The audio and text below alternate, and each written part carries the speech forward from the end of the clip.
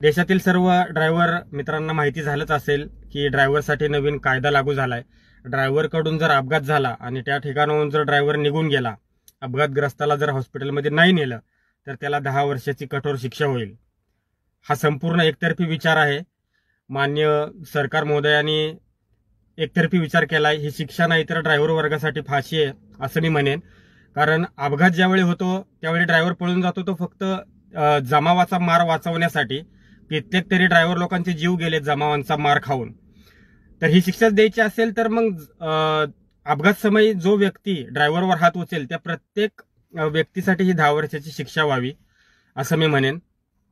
आणि दुसरा विषय म्हणजे अपघात जर झाला त्या ठिकाणी ड्रायव्हरच जर स्वतः जखमी झाला तर तो ड्रायव्हर समोरच्या अपघातग्रस्त व्यक्तीला हॉस्पिटलमध्ये कसा नेऊ शकतो?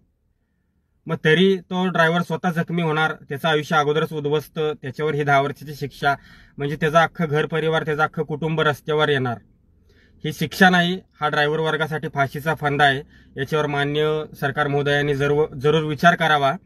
आणि याचाच विरोध करण्यासाठी येत्या 3 जानेवारीला आम्ही सर्व सारथी बांधव दिल्ली जंतर मंतर येथे येणार आहोत याचा विरोध करण्यासाठी। तर आपणही सर्व ड्रायव्हर वर्गाने यावं। धन्यवाद। जय सारथी।